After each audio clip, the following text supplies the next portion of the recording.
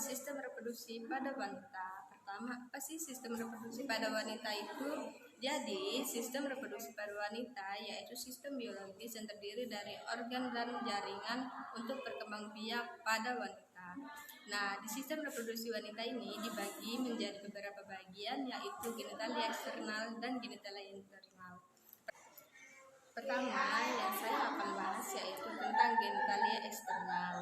Jadi, genitalia eksternal adalah alat kelamin yang tampak dari luar. Nah, di sini saya akan menjelaskan yang pertama ada mons pubis. Mons pubis yaitu bagian terluar dari organ reproduksi pada perempuan. Yang kedua ada klitoris. Klitoris yaitu struktur seukuran kacang polong yang terletak di bagian atas vulva wanita di atas lubang uretra. Yang ketiga ada uretra. Uretra yaitu saluran yang membawa urin dari kantung kemih menuju penis. Yang keempat ada vagina. Vagina yaitu jalan keluar bayi saat seorang wanita melahirkan dengan normal. Yang kelima ada selaput darah atau himen. Yang keenam ada labia mayora lapisan luar, dan yang ketujuh ada labia minora lapisan luar. Yang kedelapan ada anus dan pembatas antara vagina dengan anus yaitu perineum. Nah, di genitalia terdapat dua kelenjar yaitu satu kelenjar Bartholin terletak di sisi vagina berfungsi untuk melumasi vagina. Yang kedua ada kelenjar Skene terletak di samping uretra yang fungsinya sama yaitu menghasilkan selaput lendir.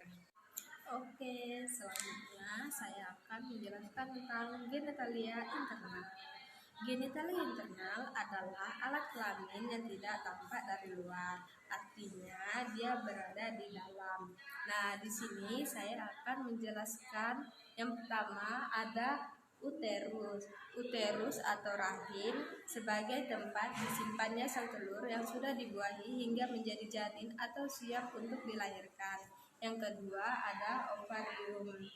Ovarium adalah tempat terbentuknya sel telur dan hormon seksual pada wanita seperti hormon estrogen. Yang ketiga ada tuba fallopi. Tuba fallopi adalah sebagai jalur sel telur menuju ke uterus saat terjadinya ovulasi. Yang kelima ada serviks. Serviks adalah tempat terbentuknya selaput lendir. Selaput lendir untuk membantu sperma masuk melalui vagina. Yang kelima ada perimetrium. Yang keenam ada endometrium. Yang ketujuh ada vagina. Yang kedelapan ada cervical canal. Yang kesembilan ada myometrium. Yang kesepuluh ada fimbriae. Yang ke-11 ada ovarian ligamen. Yang ke-12 ada uterine fundus. Yang ke-13 ada embrio. Nah, sekarang kita lanjut ke bagian pelvis.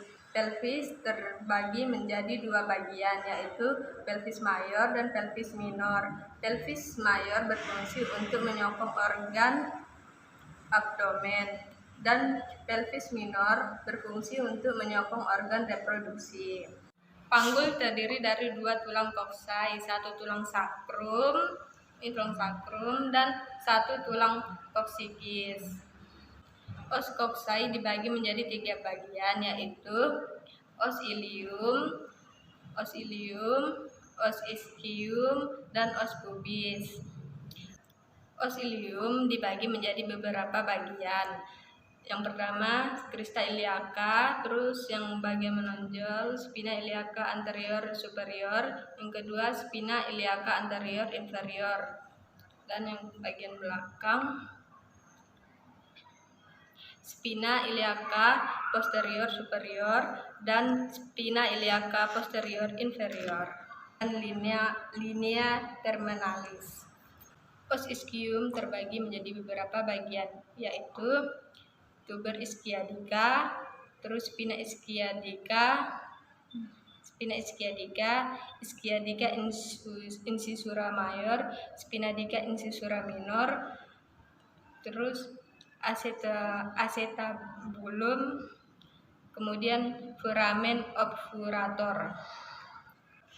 Os pubis menjadi beberapa bagian, yaitu simfisis pubis, ramus superior pubis, ramus inferior pubis. Yang berbentuk segitiga ini yaitu arcus pubis.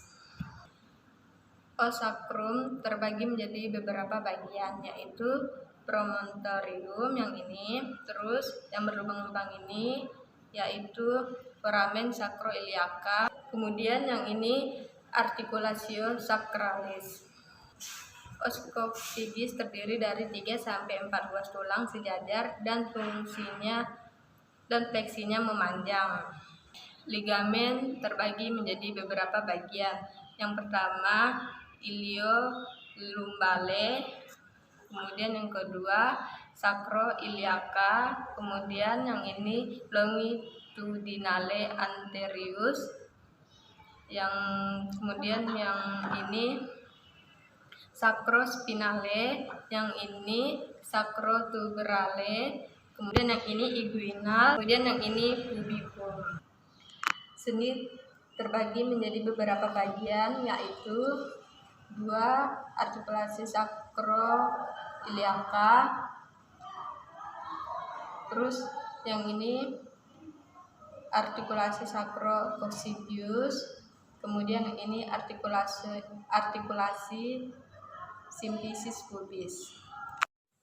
Nah, selanjutnya otot. Otot terbagi menjadi beberapa bagian, yaitu musculus piriformis, kemudian yang ini pes turbococcygeus des musculus levatorani, kemudian ini rectum, dan yang ini musculus obturatorius internus, kemudian yang ini musculus sphincterani externus, kemudian yang ini centrum tendineum perinei, kemudian yang ini musculus coccygeus, kemudian yang ini pes rectalis des levatorani, kemudian yang ini pes iliococcygeus des musculus levatorani, kemudian yang terakhir musculus sphincter vaginae.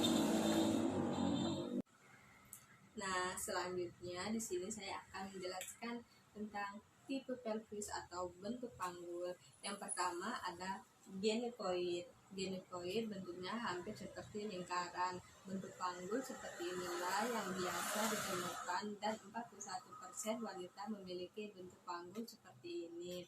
Di bentuk panggul genekoid ini, spina ischiadicanya itu tumpul dan tidak menonjol, serta arku pubisnya membulat. Yang kedua ada android. Android, bentuk panggul android ini hampir mirip dengan hati. Nah, sakrumnya itu cenderung datar dan tidak melengkung, serta spina ischiadicanya itu lebih menonjol 33%. Pria memiliki bentuk panggul seperti ini. Nah, sedangkan pada wanita, panggul seperti ini mempersulit jalannya persalinan. Kemudian yang ketiga ada antropoid, bentuknya hampir mirip dengan segitiga. Diameter transversal terbesarnya itu berada di bagian posterior di dekat sakrum, dan di spina ischiadicanya itu tidak menonjol. Nah, bentuk panggul seperti ini lebih banyak ditemukan pada laki-laki. Jika di wanita, bentuk panggul seperti ini biasanya ditemukan pada wanita yang memiliki tubuh yang tinggi besar dan memiliki tungkai panjang. Kemudian yang terakhir yaitu platypeloid, bentuknya hampir mirip dengan oval, lalu diameter transversalnya itu lebih besar daripada anterior posteriornya. Terus bentuk sakrumnya itu cenderung mendatar. Panggul seperti ini jarang ditemukan baik pada wanita maupun pria. Nah, selanjutnya pemeriksaan panggul luar. Nah, apa sih tujuan pemeriksaan panggul luar ini? Jadi, tujuan pemeriksaan panggul luar adalah untuk menilai keadaan dan bentuk panggul. Apakah kita mengalami kelainan atau keadaan yang dapat menghambat jalannya persalinan. Jadi, pemeriksaan panggul itu ada 4 tahap. Yang pertama ada distansia spinarum. Ini yang ini.